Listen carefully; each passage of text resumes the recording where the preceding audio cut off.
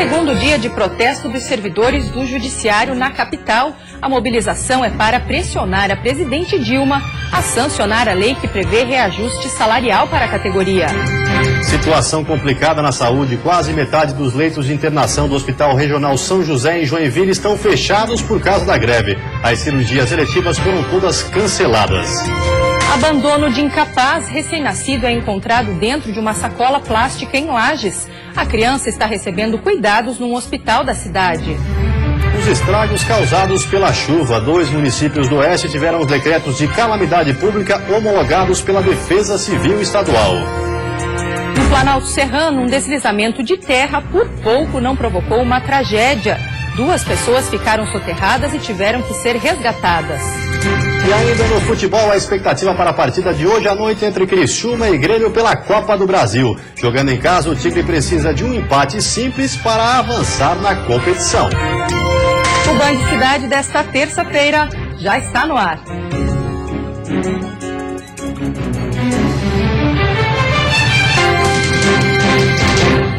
Olá, boa noite. Boa noite. Recém-nascido é abandonado em Lages. A criança foi encontrada dentro de uma sacola plástica em meio a entulhos. Nesta rua, no bairro Conta Dinheiro, em Lages, que o recém-nascido foi encontrado por uma mulher que passava pelo local. Segundo a Polícia Militar, que atendeu a ocorrência, a criança foi encontrada por volta das 5 horas da manhã.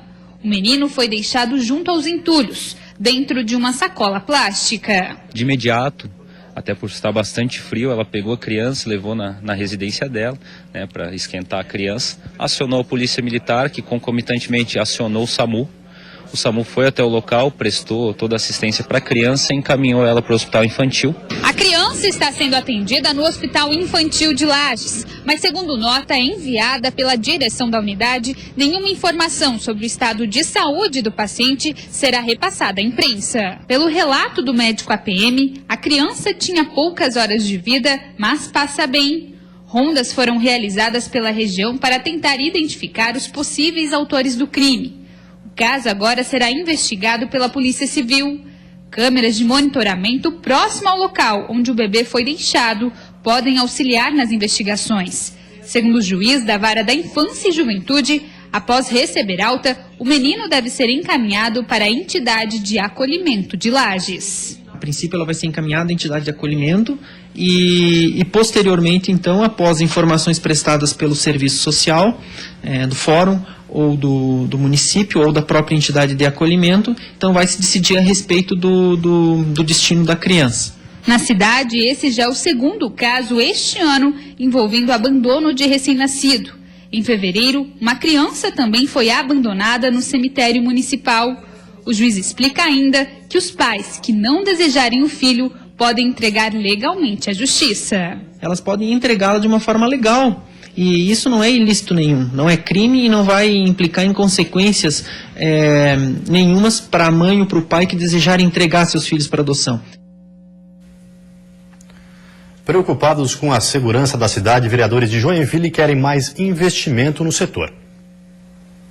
O número de assassinatos que chega até o Departamento de Homicídios da DIC de Joinville não para de crescer. Nós temos 60 casos de 2015 tramitando aqui na DIC, mas nós também temos as tentativas de homicídio, que várias delas também estão com a gente aqui de 2015, além dos delitos do ano passado. Se entrar na conta os mortos em confronto com policiais, o número de homicídios sobe para 64. Policiais da DEIC e do COP vieram como reforço temporário nas investigações e devem permanecer por mais 2 semanas. Claro, toda ajuda ela é bem-vinda, mas a gente nunca perde o foco de que nós necessitamos para Joinville que também sejam implementadas essas soluções definitivas, né? A falta de estrutura e efetivo policial repercute com força no Poder Legislativo de Joinville. No site da Câmara foi lançada uma petição por mais segurança. Além disso, uma comitiva de parlamentares vai à capital do estado amanhã pedir medidas efetivas para a cidade. Metade dos vereadores já confirmou que vai a Florianópolis. A audiência com o secretário estadual de Segurança Pública, César Augusto Gruba, está agendada para as 2h da tarde. Os vereadores esperam também a participação do governador Raimundo Colombo, mas a presença dele ainda não está confirmada. O vice-presidente da Câmara comenta que uma agenda permanente deve ser mantida. O que se quer é que o Estado assuma um compromisso. E nós queremos, de fato, que o secretário de Segurança assuma um compromisso real, verdadeiro, com prazos, para que a cidade de Joinville, a maior, a que mais arrecada impostos, possa ter, por parte do governo do Estado, uma resposta que tenha, de fato, cumprimento daquilo que vai ser assumido. A greve dos motoristas e cobradores de ônibus da empresa Paulo Tour completa hoje 9 dias. Nesta manhã, mais um veículo que tentava transitar foi depredado. O ataque atingiu o para-brisa. Ontem, um vidro lateral já tinha sido afetado. Uma bola de gude foi lançada para tentar impedir a viagem. O ônibus estava lotado e, segundo o motorista, houve pânico. A gente estava em torno de 56 passageiros para 60, são 46 assentos, todos estavam ocupados e o corredor estava cheio. Foi uma coisa, foi desesperador, a gente se jogando para o chão.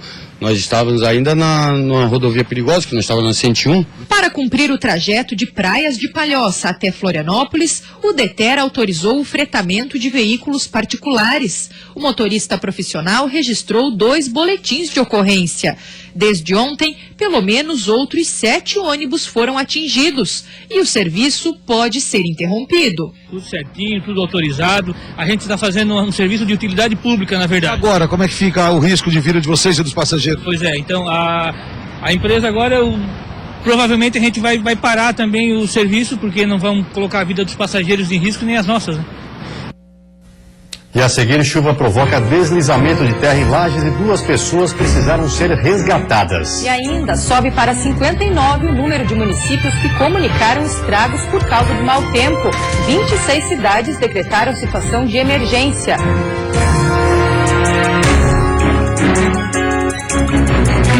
Cidade. Oferecimento. Todo mundo tem um grande motivo para comprar no Queires.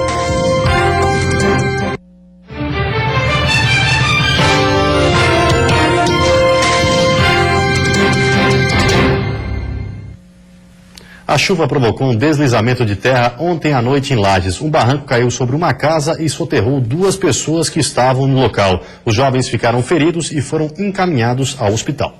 A cena que se via pela manhã era de destruição. Por conta da chuva desta terça-feira, o barranco desmoronou, atingindo parte dos fundos dessa residência, destruindo também a laje da casa. O caso aconteceu por volta das 8 horas da noite.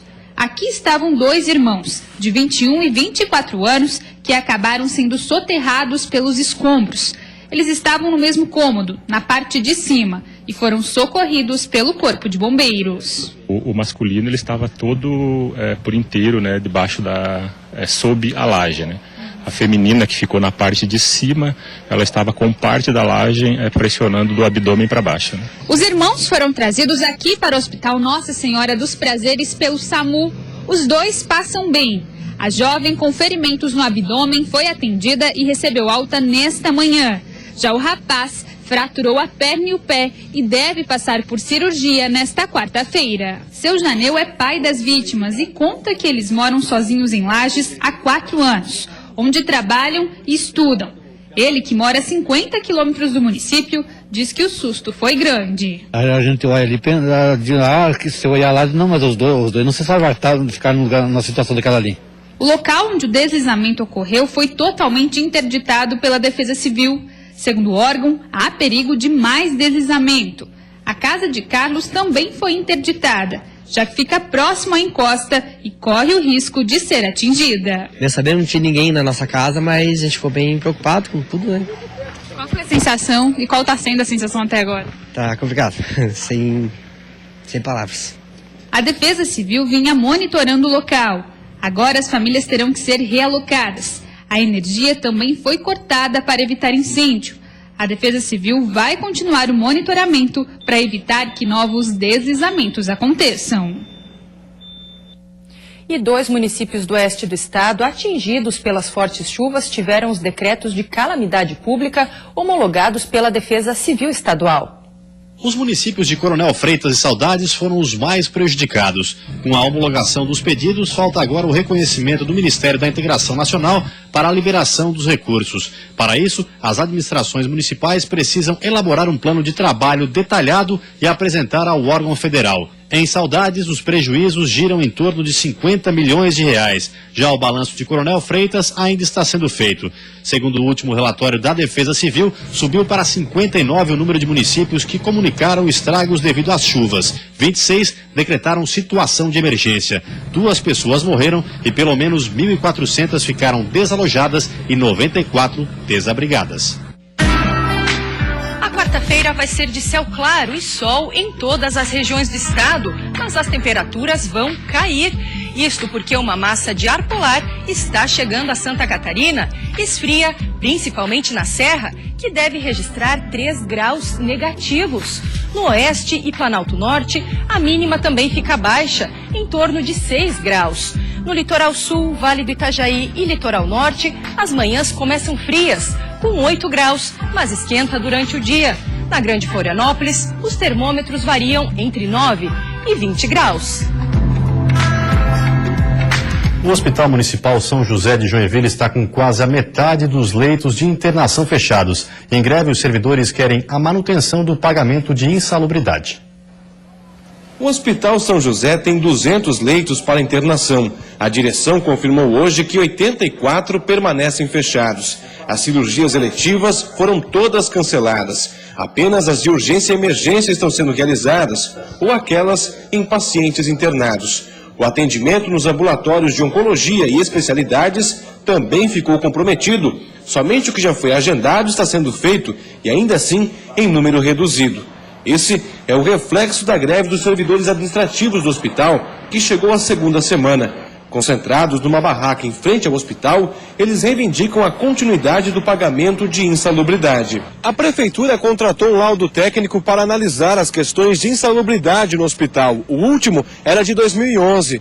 Esse novo estudo ainda não foi concluído, mas uma prévia dele revelou que 155 servidores perderiam o benefício de insalubridade ou periculosidade. O sindicato da categoria questiona o estudo e defende que o benefício seja pago para todos os servidores que circulam pelo hospital. Em sua maioria de agentes administrativos que cuidam dos prontuários e da recepção dos pacientes em todos os setores internos, inclusive o TI geral, pronto-socorro, mas também a prefeitura incluiu alguns técnicos de enfermagem e enfermeiros. No caso da oncologia, por exemplo, a prefeitura está retirando a periculosidade de quem trabalha no tratamento de radioterapia, exposto à radiação, por exemplo, e aí atinge inclusive médicos que trabalham nesse setor. A prefeitura também se pronunciou. De acordo com a Secretaria de Comunicação, o laudo deve demorar mais uma semana para ficar pronto e garantiu que até a conclusão nenhum corte vai ser realizado. O estudo do laudo é justamente para apontar quem tem direito ou não a receber insalubridade. Atualmente nenhum corte foi efetuado, todos estão recebendo seu salário de forma integral e não há corte. A decisão oficial do município é de não cortar insalubridades enquanto o laudo não ficar pronto. Depois do intervalo tem futebol.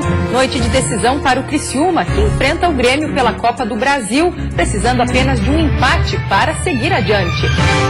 Muitos times, pouca torcida. A média de público nas partidas envolvendo as equipes catarinenses na Série A está abaixo dos outros estados. É um instante só, a gente já volta.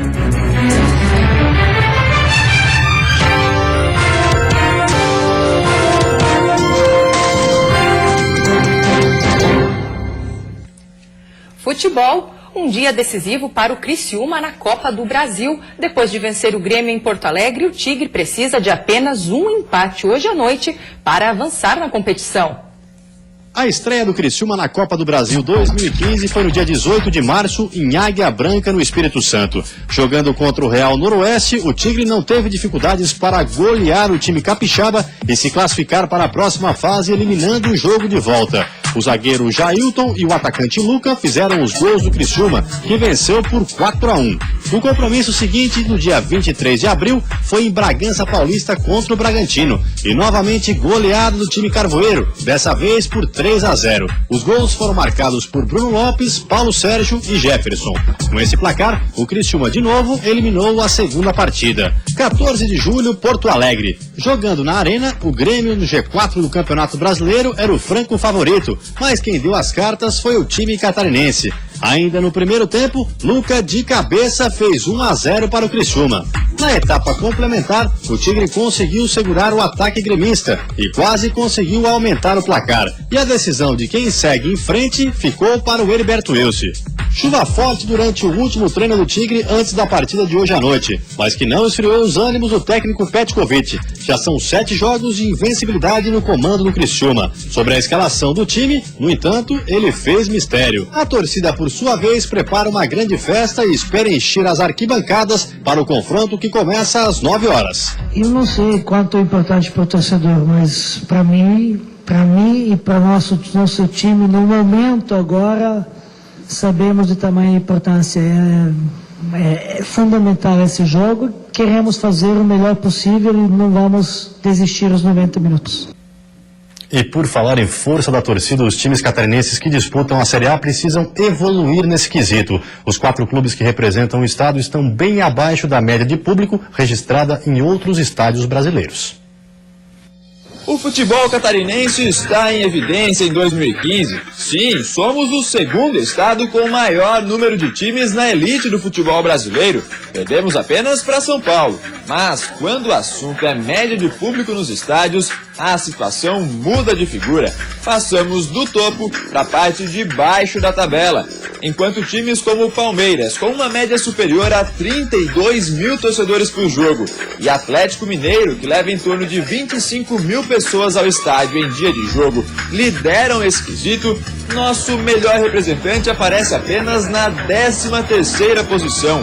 Com uma média de 9.518 pessoas por jogo, o Joinville, lanterna do Brasileirão, é o melhor catarinense no que diz respeito à presença de torcedores no estádio. E olha que o Jack jogou de portões fechados a primeira partida em casa na Série A, cumprindo punição do STJD. Logo abaixo do Jack, quem aparece é o Avaí. Na 14ª posição, a média de público da ressacada é de pouco mais de 8.400 torcedores. Chama a atenção o fato do jogo de maior público ter sido contra o Flamengo. 11.868 torcedores, com grande presença da torcida adversária. Abrindo a zona de rebaixamento das médias de público do Brasileirão está a Chapecoense na 17ª posição. O Verdão do Oeste levou menos de 7.500 torcedores por jogo à Arena Condá na Série A deste ano. Para quem chegou a jogar para pouco mais de 4.000 pessoas contra o Coritiba, o jogo contra o Grêmio na 12ª rodada foi uma exceção. Quase 14.000 pessoas foram à Arena Condá e a presença da torcida visitante também foi grande. Pior catarinense no quesito média de público, o Figueirense aparece na 18ª posição do ranking. Em 6 jogos no Scarpelli pela Série A, o Figueira teve em média pouco mais de 7.000 torcedores nas arquibancadas. Enquanto na segunda rodada, no jogo das 11 da manhã contra o Vasco, mais de 11.000 pessoas foram ao Scarpelli. No clássico regional contra o Joinville, válido pela 12ª rodada do Brasileirão, menos de 4.000 pessoas prestigiaram o Furacão, que acabou derrotado. Se dentro de campo, Santa Catarina conseguiu fazer bonito e levar 4 times para a elite do futebol brasileiro, é preciso que fora dele, nas arquibancadas, o torcedor volte a dar aquele show que marcou as campanhas vencedoras dos clubes do nosso estado. Depois do intervalo, sem garantia de investimentos, Porto de Itajaí pode perder 165 milhões de reais com o vencimento da concessão com a administradora do local. E também apagão no Judiciário Federal. Servidores de diversos tribunais pressionam pela aprovação do reajuste salarial da categoria.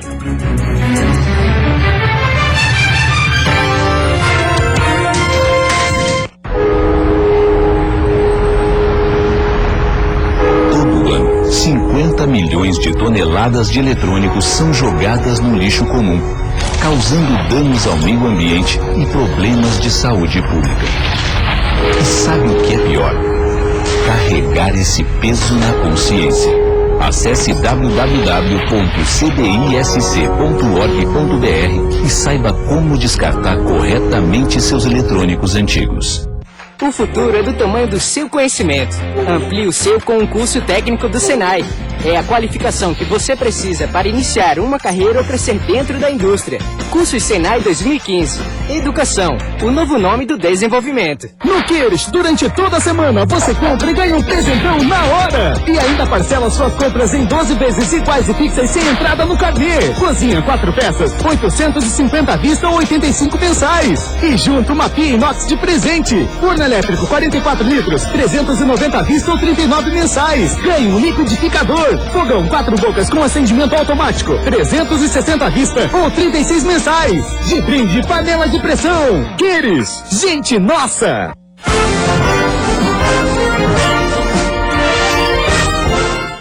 Band Cidade. Oferecimento.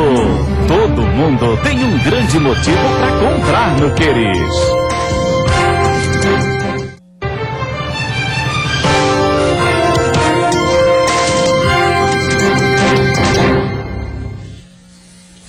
A Eletrosul apresentou nesta manhã 2 novos diretores da empresa. Djalma Berger assume a presidência e Cláudio Vinhati a direção financeira. A nomeação dos novos membros foi aprovada pelo Conselho de Administração da Eletrosul. Djalma Berger, que assumiu a presidência, é engenheiro civil e na década de 80 foi o responsável por obras e projetos da empresa durante 6 anos. A energia no Brasil hoje é uma prioridade absoluta e vai ser todo esse o nosso foco. Manter a segurança do setor elétrico, gerando e transmitindo energia suficiente para que as pessoas e as empresas possam utilizá-lo de maneira adequada e não tendo pico nenhum de desabastecimento. Já Cláudio Vinhati tem formação em gestão pública e se licenciou da presidência do Partido dos Trabalhadores de Santa Catarina para assumir o cargo de diretor financeiro na Eletrosul. É uma empresa que sempre deu lucro, investiu e está investindo novamente, não é? Como toda empresa, a Eletrosul também tem as suas dificuldades, mas com certeza no setor energético nacional é a empresa mais consolidada, não é a empresa mais firme, elogiada inclusive pelo setor energético nacional. A Eletrosul é geradora e transmissora de energia da Eletrobras e possui 5 hidrelétricas em operação na região sul, além de participar da implantação de outras 2 grandes usinas no norte do Brasil. A Eletrosul está investindo agora firmemente, não só nas hidrelétricas, mas também na energia eólica. Nós temos campos eólicos, especialmente no Rio Grande do Sul, que produzem hoje cerca de 500 megawatt-hora. Nos próximos 3 anos, a Eletrosul pretende implantar mais de 2.000 quilômetros de linhas, 8 novas subestações, além de ampliar 16 unidades existentes, somando mais de 130 milhões de reais. Questões envolvendo o Porto de Itajaí estão gerando grande preocupação. Agora, parlamentares se uniram a fim de assegurar investimentos na unidade. Os investimentos na ordem de 165 milhões de reais só terão validade se o contrato entre o Porto de Itajaí e a empresa que o administra for mantido. A concessão da empresa dinamarquesa APM Terminals encerra em 2022. Daqui 7 anos, as reuniões que estão ocorrendo em Brasília devem ajudar na renovação antecipada do arrendamento do terminal portuário. A concessão por 25 anos, já imediatamente, ou então o realinhamento, o reequilíbrio do contrato, onde daria 16 anos mais 3 de carência, para que a gente tivesse os investimentos necessários no nosso porto, para que a gente juntos aqui fizesse nosso porto ser viável e principalmente ter concorrência igualitária com todos os portos brasileiros e principalmente aqui da região. O Fórum Parlamentar Catarinense quer, com isso, que os prejuízos do Porto de Itajaí sejam reequilibrados e que a empresa possa fazer os investimentos que estão previstos para os próximos anos. A comissão parlamentar ainda tem outras 2 questões a serem discutidas. Uma é a situação dos berços 3 e 4 e outra é a manutenção do complexo, que em grande maioria acaba ficando com o Itajaí. A concorrência desleal entre os portos de Itajaí e Navegantes e os altos custos operacionais também foram expostos. A decisão do ministro dos Portos e da Advocacia Geral da União deve se dar nos próximos dias. Esse parecer a partir do dia 22, no dia de amanhã. E aí ele vai ter 3 ou 4 dias, no máximo 5, para que ele possa dar um parecer direto para nós aqui de Itajaí, qual é a situação que ele vai decidir. Servidores da Justiça Federal de Santa Catarina promoveram um apagão nos serviços ontem e hoje. A manifestação de 2 dias é um protesto da categoria que está em greve parcial há 43 dias e aguarda a sanção de um projeto de lei que prevê reposições salariais. Com placas e cartazes, os servidores se reuniram em frente à Justiça Federal em Florianópolis e também em frente ao Tribunal Regional do Trabalho. Os 2 atos, que se estenderam até o final da tarde, pretendem chamar a atenção sobre a revisão dos salários dos servidores federais. Esse projeto ele trata da reposição de 9 anos de inflação, tirados logicamente 15,8 que foi dado em 3 anos, 5 cada ano, né?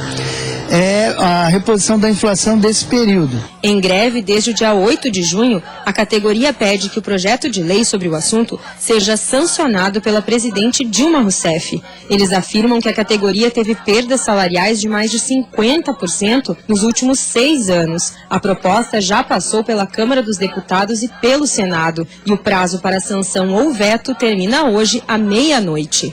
Conforme o sindicato da categoria, o ato faz parte do chamado apagão do judiciário, que interrompe as atividades da Justiça Federal em todo o país durante 2 dias. Serviços como cartórios eleitorais, tribunais federais do trabalho e fóruns permaneceram fechados neste período. Em Santa Catarina, o número de servidores da Justiça Federal chega a 3.500. Segundo eles, a categoria teve o último reajuste salarial em 2006. A expectativa é que o aumento seja publicado no Diário Oficial da União desta quarta-feira. Desde 2006 que a nossa tabela de vencimentos está congelada.